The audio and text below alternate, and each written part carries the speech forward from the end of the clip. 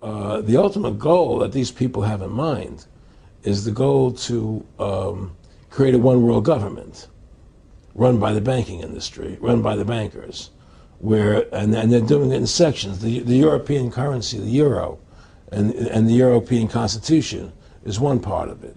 Now they're trying to do it in America with the North American Union, right? And they want to create a new currency called the Amero, right?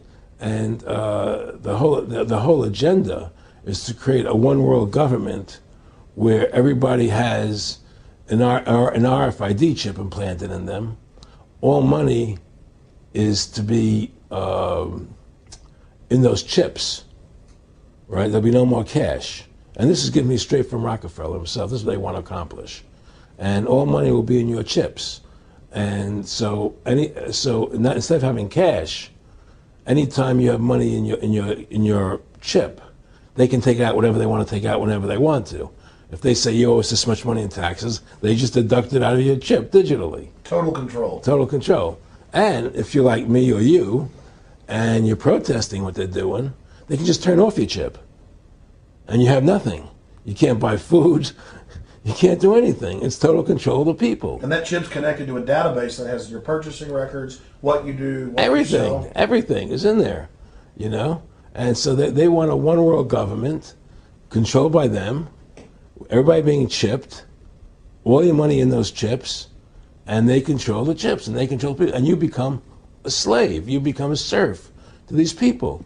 That's their goal. That's their intentions. Eric, can you be specific about when you met Rockefeller, how it happened in these discussions?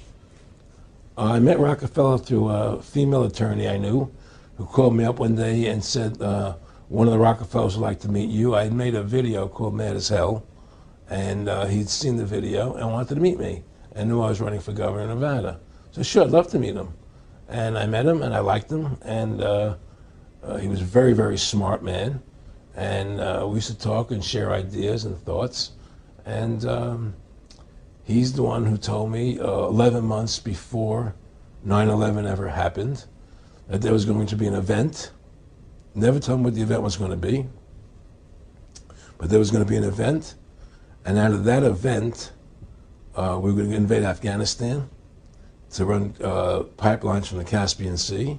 We were going to invade Iraq, you know, to take over the oil fields, establish a base in the Middle East, and make it all part of the New World Order. And we go after Chavez in Venezuela. And sure enough, later 9/11 happened, and I remember he was telling me how how you're gonna see soldiers looking in caves for people in Afghanistan and Pakistan and all these places, and there's gonna be this war on terror, which there's no real enemy, and the whole thing is a giant hoax, you know, but it's a way for the government to take over the American people. He told you it was going to be a hoax. Oh yeah, oh yeah, there's no question. He says there's going to be war on terror, and he's just laughing. There's no who are we fighting? I mean, why do you think 9/11 happened, and then nothing's happened since then?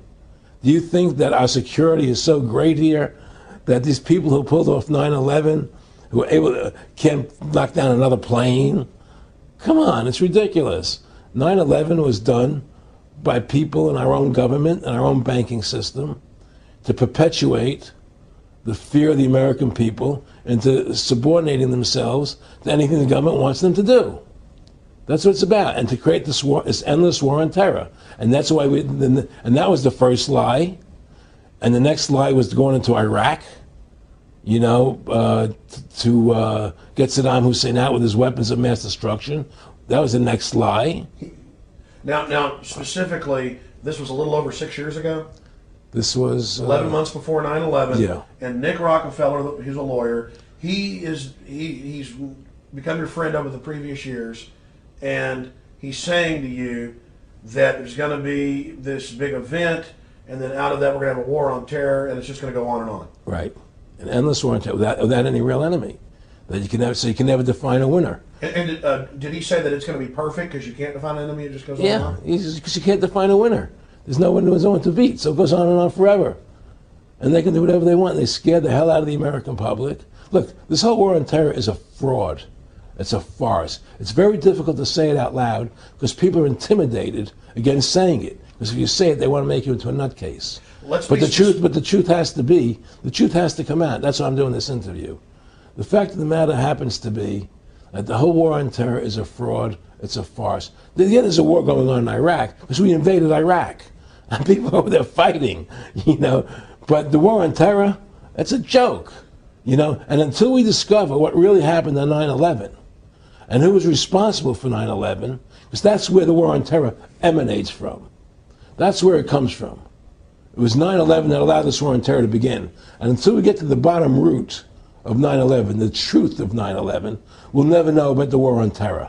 Aaron, you said that he was, and I think it's important, and I know this about the Rockefellers from Dr. Dennis Cuddy and many others who literally, you'll be 20 years old in a lunch line at college, and no, there's David Rockefeller. And here's here. I mean, they're experts at recruiting and getting what they call players, and that clearly he was. I mean, I want to make it specific and just get you to reiterate what you said last night about you got 30% of the vote. You were having an effect. You made mad as hell. They knew that you'd started the Constitution Party. Yeah. They knew that you were somebody who was taking action and getting things done. You'd already made some big films, had a lot of other successes. Right. So they were trying to recruit you, and didn't it come down to the point of, hey, we are here to recruit you, and don't worry, your chip's going to say, don't mess with us. You know, this guy's don't touch. Yeah, yes, that did happen. I was definitely being recruited, but it's more subtle than that. Well, in your words, just go through the process, and then what he said. Well, what it is remember we were friends, and we used to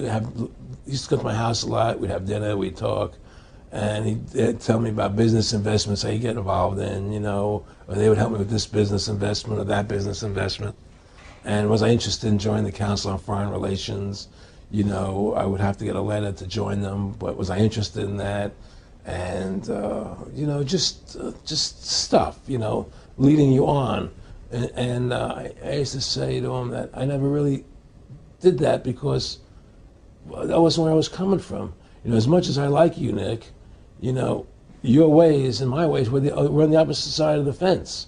You know, I don't believe in enslaving people, you know, and he would come back with, oh, I do? Or? Well, it would be more like, you know. It's better for them. Well, it's more like, you know, how do I put it? It was like, what do you care about them? What do you care about those people? What difference does it make to you? Take care of your own life. Do the best you can for you and your family. What do the rest of the people mean to you? They don't mean anything to you. They're just serfs. They're just people. You know, it was just a lack of caring, you know, and that's just not who I was. It was just sort of like cold, you know. It was just like cold, you know. And I used to say to him, what's the point of all this? You have all the money in the world you need. You have all the power you need. What's the point? You know, what's the end goal? And he said the end goal is to get everybody chipped, to control the whole society, to have the bankers, the elite people, you know, the bankers and some governor controlling the world. And I said, all the people in the Council on Foreign Relations believe this way you do? He said, no. You know, most of them believe they're doing the right thing. A lot of them believe it's better off being socialistic. You know, we have to convince people that that socialism is really capitalism. Because America's becoming a socialist country. It's a communist country today. Well, one of the things they told me was that he was at the house one night, and we were talking, and he started laughing. He said, Aaron, what do you think women's liberation was about? And I said, I had pretty conventional thinking about it at that point. I said, I think it's about women having the right to work, getting equal pay with men, just like they won the right to vote, you know? And he started to laugh. He said, you're an idiot. And I said, why am I an idiot? He said, let me tell you what that was about. We, the Rockefellers, funded that. We funded Women's Lib, you know? And we're the ones who got all over the newspapers and television, the Rockefeller Foundation. He says, and you want to know why? He says, there were two primary reasons. And one reason was we couldn't tax half the population before Women's Lib. And the second reason was, now we get the kids in school at an early age. We can indoctrinate the kids how to think. It breaks up their family.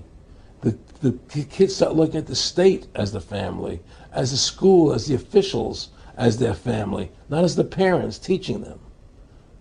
And so those are the two primary reasons for women's lib, which I thought up to that point was a noble thing. You know, when I saw their intentions behind it, where they were coming from when they created it, the thought of it, I saw the evil behind what I thought was a noble adventure.